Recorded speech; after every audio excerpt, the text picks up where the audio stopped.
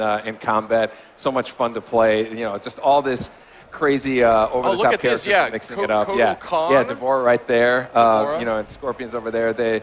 What's really cool about the game is we've added this new thing called character variations, which is basically every character in the game has 3 versions in the game, 3 versions of that character. Scorpion, you can see here, then Jitsu here, he fights with the swords in combat.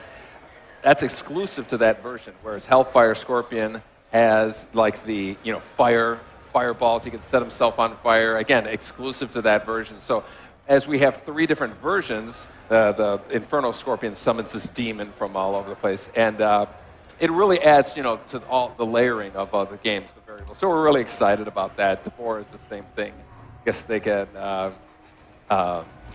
you know, just so these introduction of these 4 new characters is really exciting. Awesome, tons of new characters. I mean, I saw some crazy name, Cassie Cage. Any relation? Yes, Cassie Cage is Johnny Cage and Sonya Blade's daughter. So yeah, you heard it here first. Wow, that's awesome. Yeah, and so so she's cool. She has a combination of Johnny Cage's moves and Sonya's moves. So it's a really a lot of fun to see her play. That's awesome. Now, you guys have been so well known over the many, many years that Mortal Kombat's been out there, and I've been a huge fan since the very first one. Having this sort of soap opera storyline, where does this all fit into sort of the mythos and the timeline? Well, it's actually, the story takes place over the span of you know, right after the MK9 ended, and then it goes as far as 25 years into the future. Wow. So, you know, you're gonna see some aged MK characters. You're gonna see, you know, some next generation stuff, and so it's really we're really taking a dramatic approach with the story of the game. Nice. Now we got some gameplay going right now, looking great on PS4. I mean, these backgrounds are incredibly dynamic. And one thing I think we'll be seeing it soon enough here, I think, is the backgrounds. There's a little bit of interactivity now that we saw last night at the PlayStation press conference. Yeah, there's like, you know, there's a number of places that you can actually leverage yourself. Watch Scorpion, he can actually run up the wall, and the characters can kind of use that to position themselves. A lot of what a fighting game is, where am I with relation to the other character, and so this really lets you get to where you want to be a lot quicker. There's just kind of a lot more tools for the players to use. It's really makes the fighting a lot more movement in the fighting.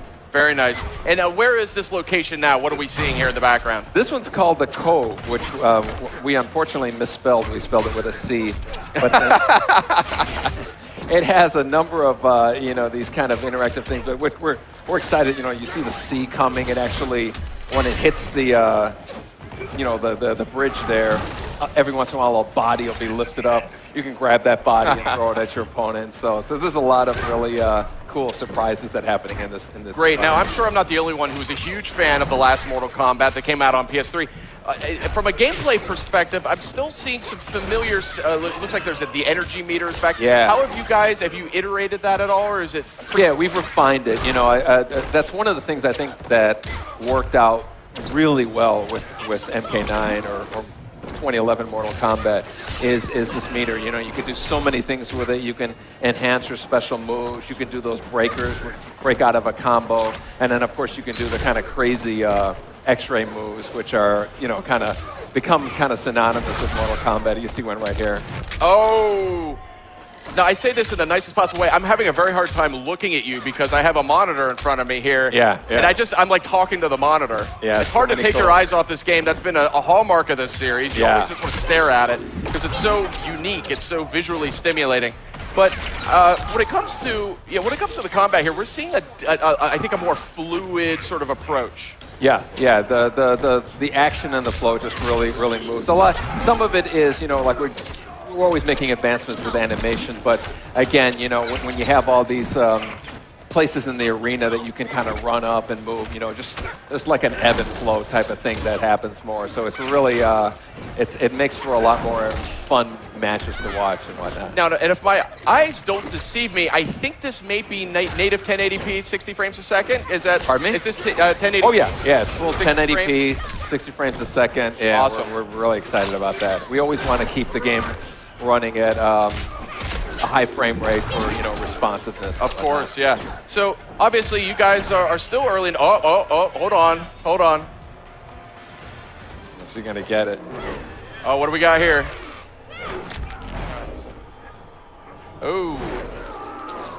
I see the gore technology has already come a long way. Yeah, yeah. Awesome. And the ending's great, too. And the dollop of cream on top of an awesome fatality.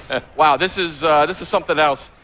I don't even know where to begin. There's so much to talk about. What was your guiding principle, though, coming into this game? I mean, you said you didn't want to just kind of reskin the original Mortal Kombat, but there's definitely a lot of new characters, too. Are we still going to see some of these older characters that we know and love? Yeah, we're certainly going to see, you know, familiar characters. We're going to see, like Cassie is a descendant of a familiar character. So there's going to be some familiarity, but also a newness involved there. And then we also just want to add new elements, you know, gameplay-wise with the character variations and the environment use, but then also just character-wise. We just really want people to say, you know, who's the big Hulk with the little lady on his shoulders? You know, we just really want to introduce as much new elements to not to just kind of rest back on the old game. So that's a perfect segue. Who is this hulking figure with this rider on his shoulders? The name of the character is called Farah.